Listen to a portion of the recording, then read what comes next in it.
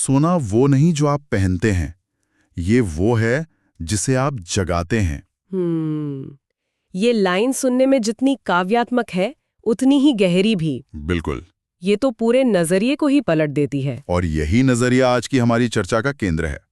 हमने पिछली बार स्वर्ण उपनिषद के ज्ञान में गोता लगाना शुरू किया था, और आज हम उस यात्रा को और आगे ले जा रहे हैं। हाँ, आज हम इसके दूसरे हिस्से की पड़ताल करेंगे। पिछली बार हमने इस चौंकाने वाले विचार पर बात की थी कि उपनिषद का स्वर्ण या सोना कोई धातु नहीं है। सही, वो तो हमारी चेतना, हमारे अंदर के तेज की बात कर रहा है। तो आज का मिशन कह सकते हैं थोड़ा और एम्बिशियस है। हम ये समझने की कोशिश करेंगे कि ये स्वर्ण स्वरूप या सुनहरा आत्मा जिसके बारे में इतनी बात हो रही है, आखिर है क्या? और सबसे जरूरी सवाल, क्या इसे सिर्फ पढ़ा और सुना जा सकता है या वाकई में अनुभव भी किया जा सकता है? तो चलिए इस अंदरूनी खजाने की खोज में और गहराई से उतरते हैं। जरूर, ये सफर दिलचस्प होने वाला है। तो जैसा हमने कहा, उपनिषद सोने को एक नया मतलब देता है। ये तिजोरी वाले सोने की नहीं, बल्कि हमारी चेतना की बात कर रहा है।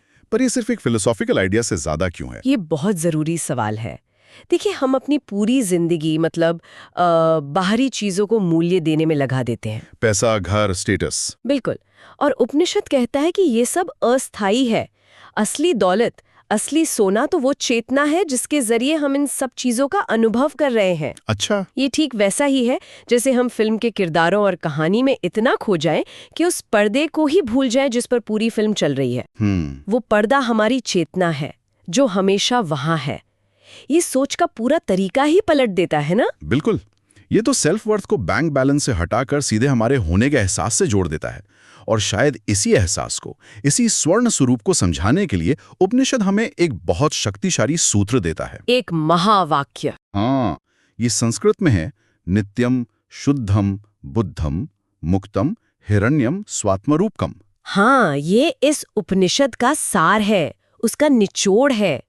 इसका आसान भाषा में मतलब है, ये जो सुनहरा आत्म है, ये शाश्वत है, शुद्ध है, चैतन्य स्वरूप है और पूरी तरह से मुक्त है। ये सिर्फ 4 शब्द नहीं है, ये हमारे असली स्वरूप के 4 स्तंभ हैं। ठीक है, तो इन स्तंभों को एक एक करके समझते हैं। पहला शब्द है नित्यम, शाश्वत, मतलब जो हमेशा रहता है। लेकिन मैं तो हर दिन बदल रहा हूं। मेरा शरीर, मेरे विचार, मेरी भावनाएं, कुछ भी तो परमानेंट नहीं लगता। तो फिर शाश्वत क्या है? बहुत अच्छा सवाल है। आप बिल्कुल सही कह रहे हैं। शरीर बदलता है, विचार आते जाते हैं। हाँ। भावनाएं लहरों की तरह उठती गिरती हैं। उपनिषद कहता है कि ये सब बदलाव उस चेतना के धरातल पर हो रहे हैं जो खुद नहीं बदलती। अच्छा। सोचिए, आपको याद है कि आप 5 साल के थे, फिर 15 के हुए, और अब इन सब अवस्थाओं को जानने वाला, इन सब बदलावों का गवाह कौन था? वो मैं का एहसास। हाँ, वो मैं का एहसास तो वही रहा ना। नित्यम उसी न बदलने वाले साक्षी की ओर इशारा कर रहा है। वो समय के दायरे से बाहर है। अच्छा, तो ये वो धागा है जो जिंदगी के सारे मोतियों को पिरोए हुए हैं, पर खुद मोती नहीं है। दिलचस्प। अब आते हैं दूसरे शब्द पर, शुद्धम यानी शुद्ध। ये सुनने में तो अच्छा लगता है, पर ईमानदारी से कहूं, मेरा मन तो अक्सर ईर्ष्या, गुस्से, डर जैसी चीजों से भरा रहता है। तो फिर ये शुद्ध कैसे हुआ? ये हम सबका अनुभव है। उपनिषद इसके लिए एक बहुत सुंदर उपमा देता है, एक शीशे की। शीशे की? हाँ, मान लीजिए एक शीशा है, एकदम साफ और चमकदार। अब उस पर धूल की एक परत जम गई है।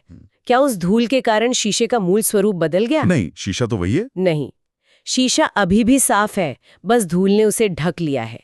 ये ईर्ष्या, गुस्सा, डर, ये सब मन पर जमी धूल की तरह है। ये हमारे अनुभव हैं, पर ये हमारा स्वरूप नहीं है। शुद्धं का मतलब है कि इन सब मानसिक और भावनात्मक परतों के नीचे जो चेतना है, वो हमेशा से बेदाग और पवित्र है। उस पर कोई दाग नहीं लगता। मतलब हम कोई टूटी हुई चीज नहीं है जिसे ठीक करना है, हम तो पहले से ही एक परफेक्ट हीरा है, बस उस पर जिंदगी की धूल साफ करनी है। हाँ, ये सोच का एक बहुत बड़ा बदलाव है, सेल्फ इंप्रूवमेंट से सेल्फ डिस्कवरी की तरफ। आपने एकदम सही पकड़ा, यही इसका निचोड़ है। ठीक है। तीसरा शब्द है बुद्धम, चैतन्य स्वरूप, मतलब जो जागरूक है। हाँ, और सिर्फ जागरूक नहीं बल्कि स्वयं प्रकाशित है। जैसे सूरज को रोशन होने के लिए किसी टॉर्च की जरूरत नहीं होती, वो खुद रोशनी का स्रोत है। बिल्कुल वैसे ही हमारी चेतना को किसी और चीज की जरूरत नहीं है अपने होने का एहसास करने के लिए। आप अभी ये चर्चा सुन रहे हैं, ये जानने के लिए आपको किसी और से पूछना नहीं पड़ रहा कि क्या मैं सुन रहा हूँ। सही बात है। ये जानना, ये जागरूकता, ये होने का एहसास ही चेतना का स्वभाव है। यही बुद्धम है। और आखिरी शब्द मुक्तम, मुक्त यानी आजाद।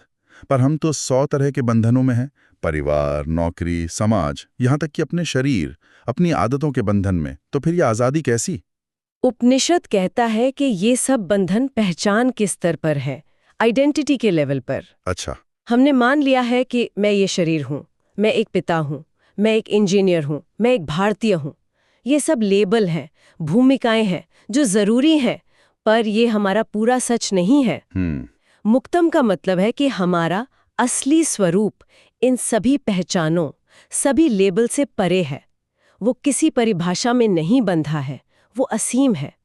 ये उस अभिनेता की तरह है जो मंच पर राजा का किरदार निभाता है, पर वो जानता है कि वो असल में राजा नहीं है। वाह, तो हमारा असली स्वरूप शाश्वत, शुद्ध, जागरूक और मुक्त है। ये सुनने और समझने में बहुत गहरा है, लेकिन अब वही बड़ा सवाल, इसे अनुभव कैसे किया जाए? हाँ, इसे सिर्फ एक बौद्धिक विचार बनाए रखने के बजाय अनुभव कैसे किया जाए। और मेरे ख्याल से उपनिषद हमें यहाँ अकेला नहीं छोड़ता। बिल्कुल नहीं। ये उपनिषद सिर्फ नक्शा नहीं देता, ये उस रास्ते पर चलना भी सिखाता है। और इसके लिए वो 4 कदमों वाली एक आंतरिक प्रक्रिया बताता है, जिसे इनर एल्केमी भी कह सकते हैं। हाँ, तो पहला कदम है श्रवण, यानी सुनना। पर ये तो हम अभी भी कर रहे हैं। इसमें खास क्या है? खास है कैसे सुनना। श्रोत में एक बहुत कमाल की पंक्ति है, ज्ञान सुनते सुनते मन पिघलता है। मन पिघलता है? हाँ, यहाँ सुनने का मतलब सिर्फ कानों तक आवाज पहुंचना नहीं है। इसका मतलब है अपने सारे पुराने विचारों, अपनी धारणाओं को एक पल के लिए साइड में रखकर पूरी तरह से खुले मन से सुनना। जब कोई गुरु या शास्त्र कहता है तुम सिर्फ ये शरीर और मन नहीं हो, तो हमारा दिमाग तुरंत 100 तर्क ले आता है। श्रवण का मतलब है उन तर्कों को थोड़ी देर के लिए शांत करके उस बात को सीधे अंदर उतरने देना। समझ गया। इसी से मैं का जो सख्त ढांचा है वो पिघलना शुरू होता है। मतलब बिना अपने फिल्टर लगाए सुनना। और जब ये मन थोड़ा पिघलता है तब क्या होता है? चिंतन। अब जो सुना है उसे अपना बनाने का वक्त है। ये सिर्फ रटना नहीं है, बल्कि उस पर गहराई से सोचना है, उसे अपने जीवन के संदर्भ में देखना है। श्रोत कहता है कि इस स्टेज पर 2 सबसे बड़े सवाल उठते हैं, मैं कौन हूँ और मेरा क्या है। मैं कौन हूं, ये तो हजारों सालों से पूछा जा रहा है। हाँ, और आज भी उतना ही प्रासंगिक है। जब आप ये सवाल पूछते हैं तो आप अपनी हर पहचान को चुनौती देते हैं। क्या मैं अपना नाम हूं? क्या मैं अपना शरीर हूं? बिल्कुल, नाम तो दिया गया है, शरीर हर पल बदल रहा है। क्या मैं अपनी नौकरी हूँ? वो तो छूट भी सकती है।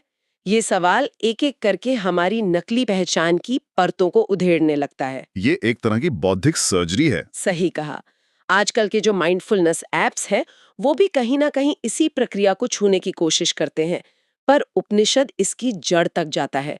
ये सिर्फ तनाव कम करने के लिए नहीं है, ये आपके अस्तित्व की नींव पर ही सवाल उठाना है। और जब ये परतें उधड़ने लगती हैं तो दिमाग में तो बहुत शोर मचता होगा। उसे शांत कैसे करें? शायद यहीं पर तीसरा कदम आता है, निधिध्यासन। बिल्कुल। निधिध्यासन का मतलब है ध्यान।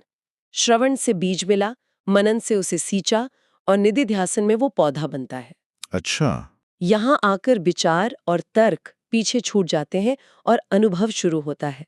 स्रोत कहता है विचार शांत होते हैं और साक्षी जागती है। ये साक्षी भाव या विटनेस कॉन्शियसनेस, ये शब्द बहुत सुना है। पर एक मिनट, क्या ये हमें जिंदगी से डिटैच या उदासीन नहीं बना देता? ये एक बहुत ही आम और जायज शंका है। अगर मैं बस अपने गुस्से को दूर से देख रहा हूं, तो क्या मैं उस समस्या को सुलझाने के लिए एक्शन लेने से पीछे हट जाऊंगा? नहीं, बिल्कुल नहीं। साक्षी भाव का मतलब उदासीनता नहीं, बल्कि स्पष्टता है। इसे ऐसे समझिए, जब आप किसी ट्रैफिक जाम में फंसे होते हैं, हॉर्न बजा रहे होते हैं, परेशान हो रहे होते हैं, तब आप उस जाम का हिस्सा होते हैं। सही है। लेकिन अगर आप 20वीं मंजिल की बालकनी से उसी जैम को देखें, तो आप पूरा पैटर्न देख सकते हैं, कहाँ गाड़ी फंसी है, कहाँ से निकल सकती है। अच्छा। साक्षी बनना उस 20वीं मंजिल पर चढ़ने जैसा है। आप अपनी भावनाओं के जैम में फंसने के बजाय उन्हें उठता हुआ देखते हैं। इससे आपको प्रतिक्रिया करने के बजाय सही एक्शन लेने की आजादी मिलती है।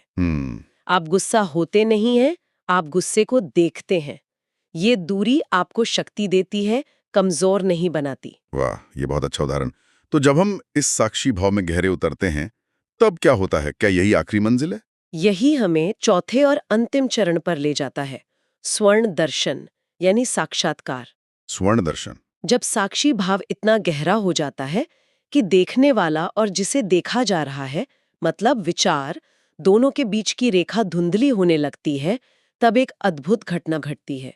स्रोत कहता है, अंत में मन मिटता है और जो बचता है वो है ब्रह्म तेज, गोल्डन अवेयरनेस। मन मिटता है, ये सुनने में थोड़ा डरावना लगता है। इसका मतलब क्या है? डरावना बिल्कुल नहीं। मन मिटने का मतलब याददाश्त खोना या सोचना बंद कर देना नहीं है। तो फिर?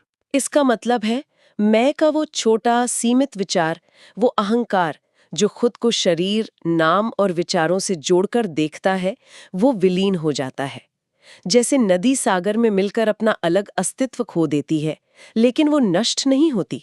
वो सागर बन जाती है। बिल्कुल। उसी तरह वो छोटा मैं उस अनंत चेतना में विलीन हो जाता है। और उसके विलीन होने के बाद जो बचता है, वही हमारा असली स्वर्ण स्वरूप है। ठीक यही, वो शुद्ध चेतना, वो गोल्डन अवेयरनेस जो हमेशा से थी लेकिन मन के शोरगुल में ढकी हुई थी, अब पूरी तरह से प्रकट हो जाती है। यही वो अवस्था है जहां व्यक्ति अपने शाश्वत, शुद्ध और मुक्त स्वरूप का सीधा प्रत्यक्ष अनुभव करता है। यही स्वर्ण दर्शन है। ये पूरी प्रक्रिया बहुत गहरी है। और कमाल की बात यह है कि उपनिषद हमें सिर्फ इस रास्ते के बारे में बताता नहीं है, बल्कि एक छोटा सा अभ्यास भी देता है ताकि हम इसका स्वाद चख सकें। हाँ, ये इस उपनिषद की सबसे खूबसूरत बात है। ये कहता है मेरी बात पर सिर्फ यकीन मत करो, खुद अनुभव करके देखो। तो चलिए हम सब मिलकर इस छोटे से अभ्यास को करके देखते हैं। जहां भी हैं बस एक पल के लिए रुकें। स्रोत हमें कहता है कि अपनी सारी पहचानों को एक तरफ रख दें, सिर्फ 5 सेकंड के लिए, एक प्रयोग की तरह। मान लीजिए कि आपका कोई नाम नहीं है, आप ये शरीर नहीं है, आपकी कोई भावनाएं नहीं हैं, वो बस मौसम की तरह आ जा रही हैं। आप अपने विचार भी नहीं हैं, वो तो बस आसमान में बादलों की तरह हैं। आपकी कोई सामाजिक भूमिका नहीं है, न माँ, न पिता, न कर्मचारी, न बॉस। सब कुछ एक तरफ रख दें। अब स्रोत पूछता है, फिर देखें वहां क्या बचता है। और स्रोत इसका जवाब भी देता है, जब ये सारे लेबल, सारी कहानियां हटा दी जाती हैं, तो पीछे क्या रह जाता है? क्या? एक प्रकाश, स्थिर, निस्पंद, चमकदार। बस एक होने का एहसास, एक शांत मौजूदगी, एक जागरूकता। कोई नाम नहीं, कोई रूप नहीं, बस होना। और फिर उपनिषद अपनी सबसे शक्तिशाली, सबसे सीधी चोट करता है, वही तुम हो, स्वर्ण स्वरूप। ये एक पल के लिए ही सही, लेकिन पूरे ज्ञान को अनुभव में बदल देता है। हाँ, ये हमें इशारा करता है कि जिस सोने की हम बात कर रहे हैं, वो हिमालय की किसी गुफा में नहीं, वो हमारी हर पहचान के ठीक पीछे अभी और यहीं मौजूद है। इसी बात को आगे बढ़ाते हुए स्रोत में एक और पंक्ति है जो मुझे बहुत पसंद आई। ध्यान सोना बनाता नहीं, ध्यान उस सोने को उजागर करता है जो पहले से भीतर है। ये एक बहुत ही महत्वपूर्ण फर्क है। हम अक्सर सोचते हैं कि ध्यान या कोई भी आध्यात्मिक अभ्यास हमें कुछ बनाएगा, हमें बेहतर इंसान बनाएगा। हाँ, लेकिन ये उपनिषद कह रहा है कि आप पहले से ही पूर्ण है। प्रक्रिया कुछ नया बनाने की नहीं है, बल्कि जो गैर जरूरी है उसे हटाने की है। सोना तो हमेशा से था, बस उस पे मन और पहचान की इतनी परतें जम गई थीं कि वो दिखना बंद हो गया था। श्रवण, मनन, निधि ध्यासन, ये सब उस धूल को साफ करने के औजार हैं। तो हम कुछ बन नहीं रहे। हम कुछ बन नहीं रहे, हम बस वो हो रहे हैं जो हम हमेशा से थे। और ये बात उस महावाक्य के पहले शब्द नित्यम यानी शाश्वत को भी तो सही साबित करती है। बिल्कुल। अगर कोई चीज पहले से मौजूद है तभी तो वो शाश्वत हो सकती है। बिल्कुल। अगर उसे बनाना पड़ता तो वो नष्ट भी हो सकती थी। एकदम सही। जिसे बनाया जाता है वो समय के अधीन होता है, लेकिन जो हमारा सहज स्वरूप है वो समय से परे है। और इसीलिए स्रोत का अंतिम वाक्य पूरी चर्चा को एक घेरे में बांध देता है। स्वर्ण आत्मा शाश्वत है, उस पर समय भी प्रभाव नहीं डालता। जीवन की सारी उथल पुथल, सारे सुख दुख, सफलता विफलता, ये सब समय के खेल हैं। लेकिन हमारे भीतर एक केंद्र है, एक ऐसा स्वर्ण स्वरूप जिस पर समय का कोई असर नहीं होता। तो आज की इस गहरी पड़ताल का सार ये है कि असली सोना कोई बाहरी चीज नहीं जिसे कमाना है, बल्कि एक अंदरूनी सच्चाई है जिसे पहचानना है। हाँ, ये यात्रा कुछ बनने की नहीं, बल्कि खुद को जानने की है। हमने उस सोने के 4 गुणों को समझा: शाश्वत, शुद्ध, जागरूक और मुक्त। और फिर उस तक पहुंचने के 4 प्रैक्टिकल कदम देखे: सुनना, सोचना, ध्यान करना और अंत में साक्षात्कार। और शायद सबसे बड़ा टेक अवे ये है कि ये कोई मुश्किल या असंभव चीज नहीं है। ये हमारा स्वभाव है। हमें कहीं पहुंचना नहीं है, बस ठहर कर देखना है कि हम पहले से ही अपनी मंजिल पर खड़े हैं। बिल्कुल। और इसी विचार के साथ मैं सुनने वालों के लिए एक सवाल छोड़ना चाहता हूं। उपनिषद का समापन होता है इन शब्दों से: शिवम शांतम सुवर्णम, यानी जो कल्याणकारी है, शांतिपूर्ण है और सुनहरा है। तो मेरा सवाल ये है कि अगर हमारे भीतर का ये स्वर्ण स्वरूप सच में शाश्वत और समय के प्रभाव से परे है, तो ये हमारे रोजमर्रा के संघर्षों, हमारी चिंताओं और हमारी उपलब्धियों के बारे में क्या कहता है? बहुत गहरा सवाल है। अगर हमारे भीतर कुछ ऐसा है जो कभी नहीं बदलता, तो फिर उन चीजों का असली मूल्य क्या है जो लगातार बदल रही हैं?